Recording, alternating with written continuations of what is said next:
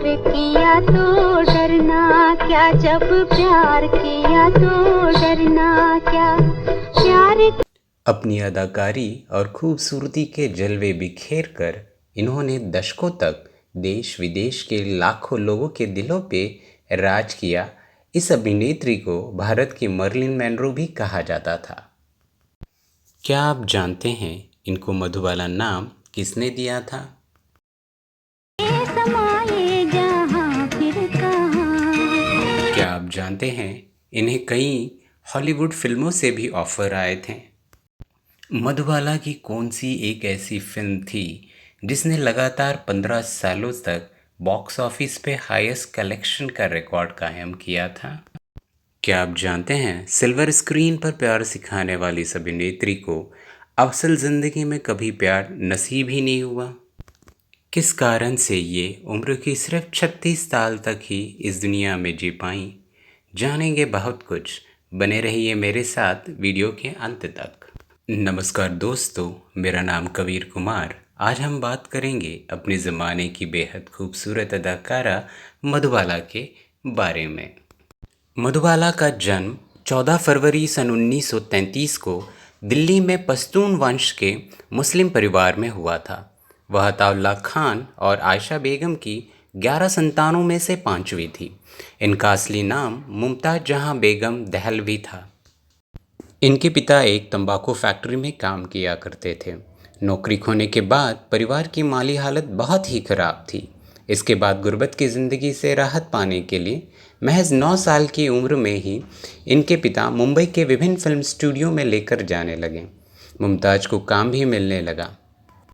मधुबाला की पहली फिल्म साल 1942 में आई बसंत थी। ये फिल्म बहुत ही सफल हुई और इसी फिल्म से मधुबाला को पहचाना जाने लगा। जानी मानी फिल्म अभिनेत्री देविका रानी मधुबाला के अभिनय से बहुत ही प्रभावित थी। उन्होंने ही मुमताज़ दहलवी को मधुबाला के स्क्रीन नेम से काम करने की सलाह दी। साल 1947 में आई फिल्म नील कमल में महज 14 साल की उम्र में मधुबाला को राज कपूर के साथ कास्ट किया गया था। ये फिल्म इनकी मुमताज़ के नाम से आखिरी फिल्म थी। इसके बाद आने वाले सभी फिल्मों में इनका नाम मधुबाला ही रहा। गोरी हो कलाई कैसी नरम मलाई जैसी, तेरे तो मैं बारी जावा बलियो, लंबी लंबी गन्ने जैसी देखी ना हसीन ऐसी। मधुबाला के करियर में स्टारडम की चमक को साल 1949 के दौरान देखा जाता है। ये स्टारडम इन्हें बॉम्बे टॉकीज बैनर तले बनी फिल्म महल के साथ मिला। इस फिल्म के लिए हालांकि पहले मशहूर अभिनेत्री सुरैया को चुना गया था, किंतु स्क्रीन टेस्ट के दौरान फिल्म निर्देशक कमाल अमरोही को मधुबाला अधिक फिट लगी। इस साल भारतीय सिनेमा के बॉक्स ऑफिस पर तीसरी सफल फिल्म थी। इस फिल्म के बाद मधुबाला की दुलारी, बेकसूर, तराना तथा बादल आदि फिल्में एक के बाद एक हिट साबित हुई। जरा बच के रहना, बच के रहना, बच के रहना। बच गई, क्या है? मुझसे नहीं, परदेसी से बच के रहना। कैसा परदेसी? उसकी उसकी बातों में ना आना, तराना, उसकी आंखों में आंखें डाल के ना देखना। अरे तुम खाक झूठ कहते हो, एक बात भी समझ में नहीं आई। उससे ज्यादा बातें ना करना, ये लोग होते ही ऐसे हैं। सुख की नगरी में कम उम्र में ही फिल्मों में काम करने के कारण वह कभी स्कूल जा ही नहीं पाई। उन्हें हिंदी उर्दू भाषाएं आती थी। सन 1950 में पूर्व अभिनेत्री सुशीला रानी पटेल से अंग्रेजी सीखना इन्होंने शुरू किया और केवल 3 महीनों में ही इस भाषा में वे पारंगत हो गई। ज्वारभाटा के फिल्म सेट पर पहली बार 11 वर्ष की आयु में वह दिलीप कुमार से मिली और फिर 1949 में फिल्म सिंगार में उनके साथ काम किया। कैसे? ऊंचे ऊंचे पहाड़ों के बीच में ये छोटा सा खूबसूरत गांव और छोटे से खूबसूरत गांव में एक छोटा सा खूबसूरत घर। साल 1951 में आई फिल्म तराना में दिलीप कुमार और मधुबाला ने एक साथ काम किया और यहीं से वे एक दूसरे को दिल दे बैठे। उन दिनों के दौरान मधुबाला ने लाल गुलाब के साथ उर्दू भाषा में दिलीप कुमार साहब को एक पत्र भेजा और कहा, मैं तुमसे बहुत प्यार करती हूँ। दिलीप कुमार ने उनके प्रस्ताव को स्वीकार कर लिया। दोनों 9 साल तक एक रोमांटिक रिश्ते में बने रहे। उन्हें अपने पिता के विरोध के कारण दिलीप कुमार के साथ अपने प्रेम संबंध को छोड़ना पड़ा। दरअसल हुआ यूं, मधुबाला और दिलीप का प्यार एक समय इतना परवान चढ़ गया था कि दोनों के प्यार के कसीदे पढ़े जाने लगे थे। दोनों एक दूसरे से बेइंतहा प्यार करते थे और शादी भी करने वाले थे। यहाँ तक कि मधुबाला और दिलीप की सगाई भी हो चुकी थी, लेकिन ये रिश्ता शादी तक पहुँचने से पहले ही हमेशा के लिए ख़त्म हो गया। कहा जाता है कि मधुबाला के पिता के कारण दिलीप और उनकी शादी नहीं हो पाई थी, लेकिन सालों बाद मधुबाला की बहन मधुरभूषण ने इस राज से पर्दा उठाया था। मधुर के मुताबिक ये रिश्ता उनके पिता की वजह से नहीं, बल्कि खुद दिलीप कुमार की जिद की वजह से टूट गया था। दरअसल एक फिल्म की शूटिंग के लिए मधुबाला को ग्वालियर जाना था, लेकिन डकैत इलाका होने की वजह से एक्ट्रेस के पिता ने B.R. चोपड़ा को लोकेशन चेंज करने को कहा। हालांकि चोपड़ा साहब लोकेशन चेंज करने के लिए बिल्कुल भी तैयार नहीं थे। तब चोपड़ा साहब ने दिलीप कुमार से मधुबाला को समझाने के लिए कहा, लेकिन एक्ट्रेस अपने पिता के खिलाफ जाना बिल्कुल नहीं चाहती थी। इसके बाद दोनों के रिश्तों में खटास आनी शुरू हो गई। आखिरकार B.R. चोपड़ा ने कोर्ट में मधुबाला के खिलाफ केस दायर कर दिया, जिसमें दिलीप कुमार ने मधुबाला के खिलाफ बयान दिया था। इसी वजह से मधुबाला वो केस हार गई। अब इस फिल्म में मधुबाला की जगह वैजंतीमाला को कास्ट किया गया।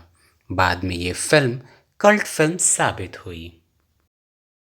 बाद में किशोर कुमार, प्रदीप कुमार और भारत भूषण द्वारा उन्हें शादी के लिए प्रस्तावित किया गया।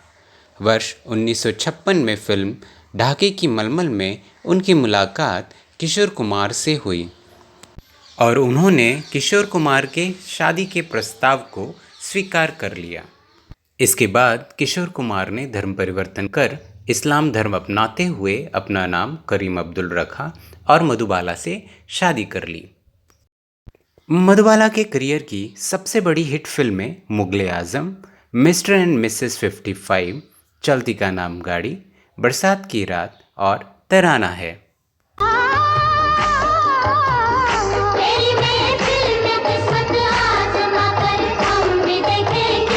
5 अगस्त 1960 को फिल्म मुगले आजम की रिलीजिंग के बाद उन्होंने सफलता के आकाश को छू लिया और यह फिल्म सबसे अधिक कमाई करने वाली लिस्ट में शामिल हुई और अगले 15 सालों तक यह रिकॉर्ड बॉक्स ऑफिस पर कायम रहा। मुगले आजम बनाने के दौरान मधुबाला का कैद वाला दृश्य वास्तविक बनाने के लिए निर्देशक के आसिफ ने उन्हें असली लोहे की जंजीर पहनाई थी, जिससे उन्हें काफ़ी गहरी चोट लगी और वह काफ़ी दिनों दर्द में रहीं। महान डायरेक्टर फ्रैंक कैपरा मधुबाला को अंतर्राष्ट्रीय करियर में बढ़ावा देने के लिए हॉलीवुड में ले जाना चाहते थे, लेकिन उनके रूढ़िवादी पिता ने उन्हें कभी भी जाने की इजाज़त नहीं दी।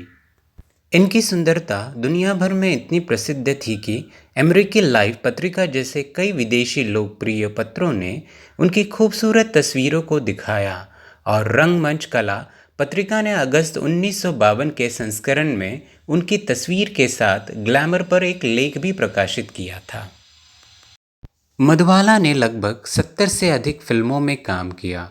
वह सालों से दिल की बीमारी से पीड़ित थी, लेकिन उन्होंने कभी भी इस बीमारी का खुलासा किसी से नहीं किया।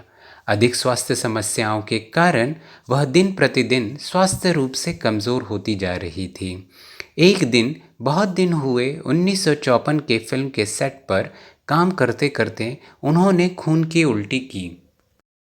आखिरकार सन 1950 के मध्य में उनकी बीमारी सार्वजनिक रूप से लोगों के सामने आई, जिसके बाद उन्हें बॉक्स ऑफिस पॉइजन का लेबल दिया गया।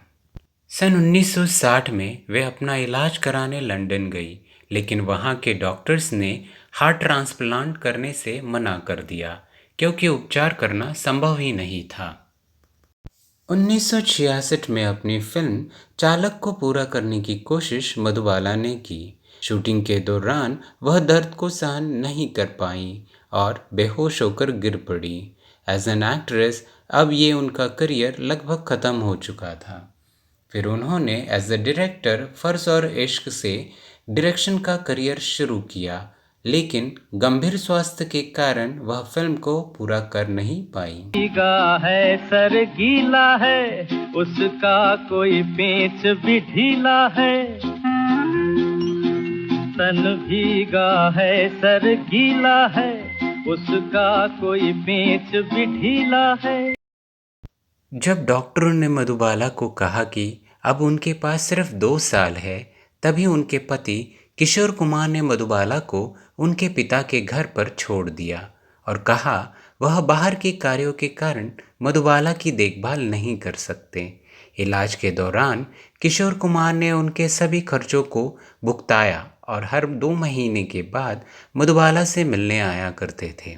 अपनी फिल्मों द्वारा प्यार सिखाने वाली इस अभिनेत्री को असल जिंदगी में कभी प्यार नसीब ही नहीं हुआ।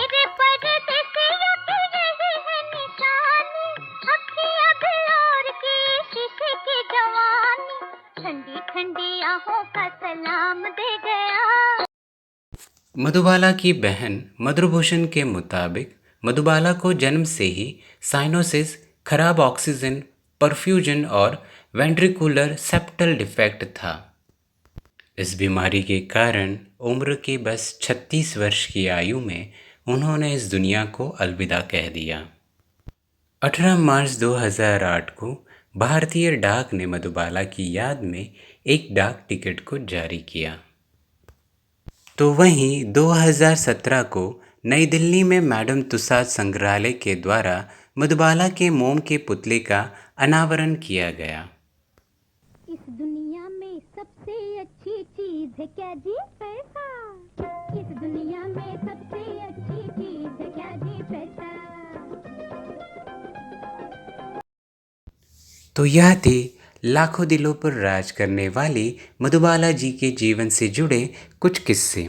आपको इनकी कौन सी फिल्म सबसे ज़्यादा पसंद है, मुझे नीचे कमेंट करके ज़रूर बताएं। ऐसे ही फिल्मी सितारों के बारे में जानने के लिए मेरे चैनल को सब्सक्राइब करना ना भूलें। और अगर आप ये वीडियो फेसबुक पर देख रहे हैं तो मेरे पेज को ज़रूर लाइक कीजिए। तो अब मुझे दीजिए इजाज़त। अब मिलता हूँ मैं आपसे अगली वीडियो में। तब तक के लिए बाय बाय।